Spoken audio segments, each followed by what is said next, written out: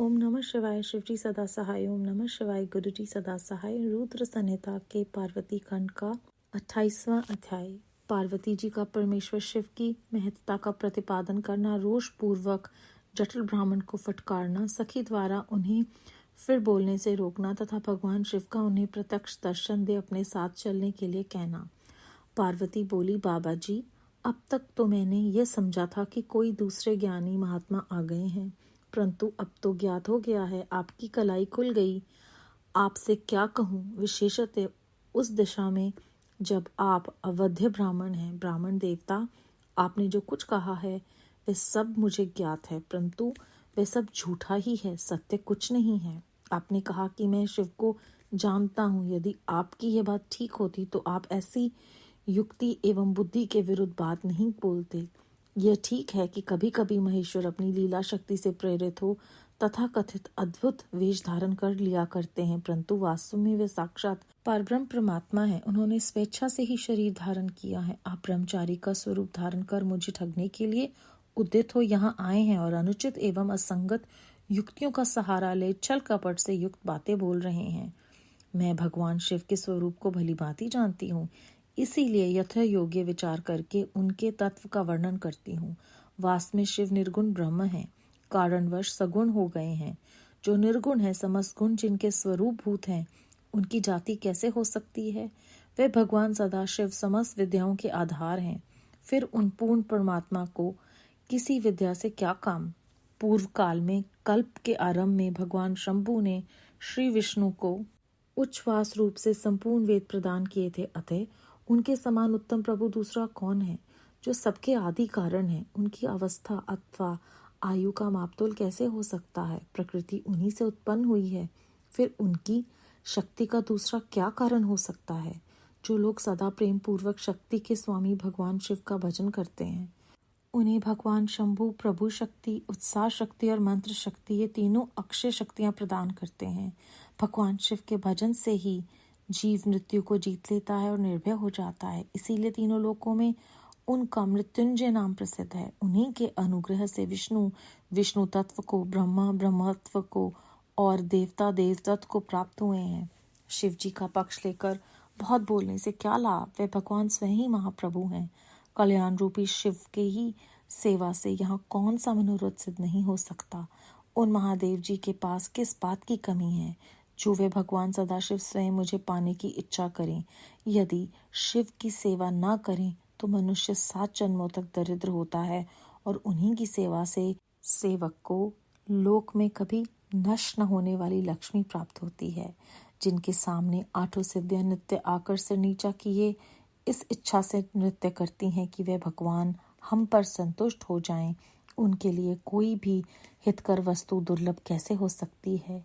यदि भी यहाँ मांगलिक कही जाने वाली वस्तुएं शंकर का सेवन नहीं करती, तथापि उनके स्मरण मात्र से ही सबका मंगल होता है।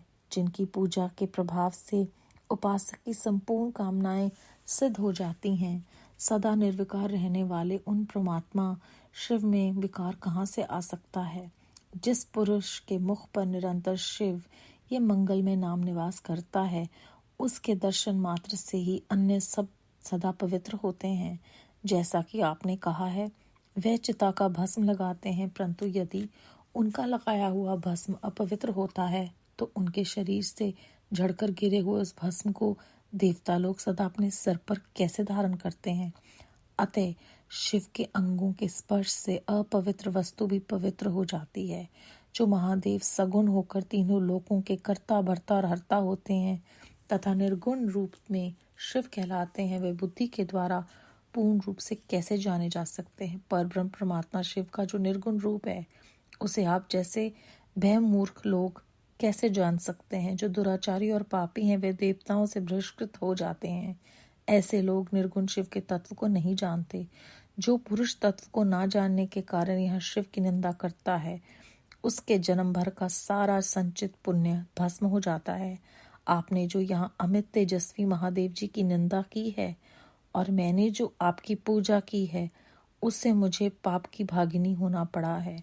शिवद्रोही को देखकर वस्त्र सहित स्नान करना चाहिए। शिवद्रोही का दर्शन हो जाने पर प्रायश्चित करना चाहिए। इतना कहकर पार्वती जी उस ब्राह्मण पर अधिक रुष्ट होकर बोली, अरे रे दुष्ट, तूने कहा था कि मैं शिव को जानता हूँ, परंतु निश्चय ही तूने उन सनातन शिव को नहीं जाना है। भगवान रुद्र को तू जैसा कहता है वह वैसे ही क्यों न हो, उनके जैसे ही बहुसंख्यक रूप क्यों न हो। सत्पुरुषों के प्रियतम नित्य निर्विकार वे भगवान शिव ही मेरे अभिष्टम देव हैं। ब्रह्मा और विष्णु भी कभी उन महात्मा हर के समान नहीं हो सकते। फिर दूसरे देवताओं की तो बात ही क्या है, क्योंकि वे सदैव काल के अधीन हैं। इस प्रकार अपनी शुद्ध बुद्धि से तत्वतः विचार कर मैं शिव के लिए वन में आकर बड़ी भारी तपस्या कर रही हूँ। वह भक्तवत्सल सर्वेश्वर शिव ही हम सबके परमेश्वर हैं। दीनों पर अनुग्रह करने वाले उन महादेव को ही प्राप्त करने की मेरी इच्छा है। ब्रह्मा जी कहते हैं, नारद ऐसा कहकर गिरिराज नंदिनी गिरिजा चुप हो गई और निर्विकार चित्त से भगवान शिव का ध्यान करने लगी। देवी की बात सुनकर वह ब्रह्मचारी ब्राह्मण ज्यों ही कुछ फिर कहने के लिए उद्यत हुआ, त्यों ही शिव में आसक्ति चित होने के कारण उनकी निंदा सुनने से विमुख हुई पार्वती अपनी सखी विजया से शीघ्र बोली। पार्वती ने कहा, सखी, इस अधम ब्राह्मण को यत्नपूर्वक रोको। यह फिर कुछ कहना चाहता है। यह केवल शिव की निंदा ही करेगा। जो शिव की निंदा करता है केवल उसी को पाप नहीं लगता, जो उस निंदा को सुनता है वह भी यहाँ पाप का भागी होता है। भगवान शिव के उपासकों को चाहिए कि वे शिव की निंदा करने वाले का सर्वथा वध करें। यदि वे ब्राह्मण हो तो उसे अवश्य ही त्याग दें और स्वयं उस निंदा के स्थान से शीघ्र दूर चले जाएं। यह दुष्ट ब्राह्मण फिर शिव की निंदा करेगा। ब्राह्मण होने के कारण यह वध्य तो है नहीं, अतः त्याग देने योग्य है। किसी तरह भी इसका मुख नहीं देखना चाहिए। इस स्थान को छोड़कर हम लोग आज ही किसी दूसरे स्थान में शीघ्र चलें, जिससे फिर इस अज्ञानी के साथ बात करने का अवसर ना मिले। ब्रह्मा जी कहते हैं, नारद ऐसा कहकर उमा ने ज्यों ही अन्यंत्र जाने के लिए पैर उठाया, त्यों ही भगवान शिव ने अपने साक्षात रूप से प्रकट हो प्रिय पार्वती का हाथ पकड़ लिया। शिवा जैसे स्वरूप का ध्यान करती थी वैसा ही सुंदर रूप धारण करके शिव ने उन्हें दर्शन दिया। पार्वती ने लज्जावश अपना मुंह नीचे की ओर कर लिया।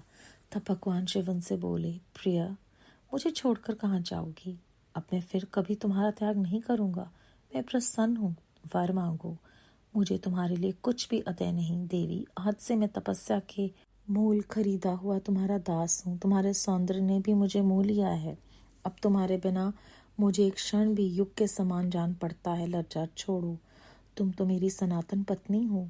गिरिजा नंदिनी महेश्वरी, मैंने जो कुछ कहा है उस पर श्रेष्ठ बुद्धि से विचार करो। सुस्थिर चित्त वाली पार्वती, मैंने नाना प्रकार से तुम्हारी बारंबार परीक्षा ली है। लोक लीला का अनुसरण करने वाले मुझ स्वजन के अपराध को क्षमा कर दो। शिवे, तीनों लोकों में तुम्हारे जैसी अनुरागिणी मुझे दूसरी कोई नहीं दिखाई देती। मैं सर्वथा तुम्हारे अधीन हूँ। तुम्हारी इच्छा पूर्ण हो, प्रिय, मेरे पास आओ। तुम मेरी पत्नी हो और मैं तुम्हारा वर हूँ। तुम्हारे साथ में शीघ्र ही अपने निवास स्थान उत्तम पर्वत कैलाश को चलूंगा।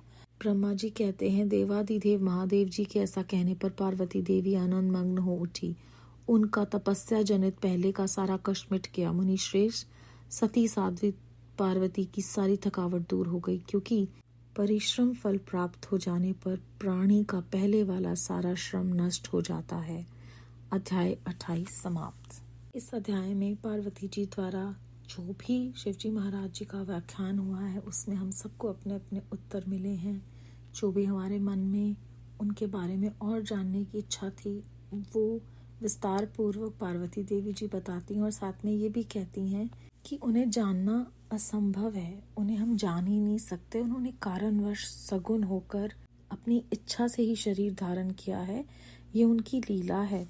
वे अद्भुत वेश इसलिए धारण करते हैं क्योंकि उनके अंदर लीला की जो शक्ति है और उनका जो उद्देश्य है उसे वो पूरा करते हैं। और उनके स्वरूप को भली भांति मैं जानती हूँ, वो निर्गुण है। और जो निर्गुण है, जिनके अंदर समस्त गुण है, जो पूरे ब्रह्मांड के गुणों में को अपने अंदर लेके रखते हैं, उनके गुणों को हम कैसे जान सकते हैं? जो पापी हैं उनको तो वैसे ही उनके गुण समझ में नहीं आएंगे, क्योंकि ये उन्हीं की माया की रचना है। इसके बाद वो ये भी बताते हैं कि जो भी शिव जी का भजन करता है उन्हें प्रभु शक्ति, उत्साह शक्ति और मंत्र शक्ति, ये 3 शक्तियां परमात्मा देते हैं। उनके भजन से जीव मृत्यु को जीत लेता है और निर्भय हो जाता है, इसीलिए उन्हें मृत्युंजय भी कहा गया है। उसके बाद बहुत महत्वपूर्ण बात जो हमें 2 बारी यहाँ पर इस अध्याय में परमात्मा सुना रहे हैं, वो कहते हैं कि किसी भी कारण शिव की निंदा नहीं करनी चाहिए। शिव जी के उपासकों को चाहिए कि जो उनकी निंदा करता है तो उनका वध ही कर दें।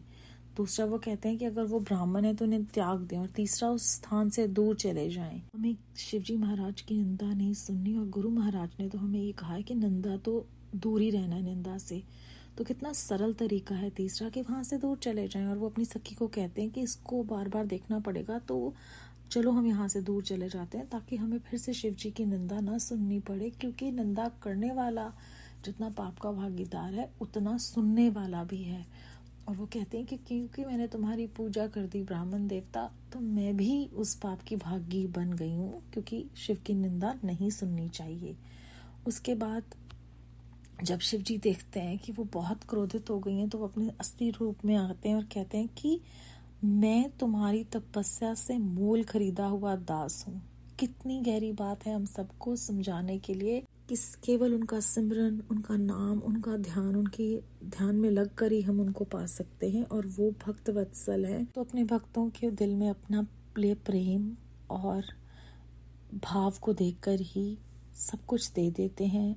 जो देह है वो तो देते ही, अदेह भी देते हैं। इसीलिए गुरु महाराज हमें प्रेरित करते हैं कि कुछ मांगो नहीं, वो तो स्वयं ही आपको वो दे देंगे जो आपके लिए सर्वोत्तम है। बेअंत शुक्राना गुरु जी महाराज, बेअंत शुक्राना। ओम नमः शिवाय। शिव जी सदा सहाय। ओम नमः शिवाय। गुरु जी सदा सहाय।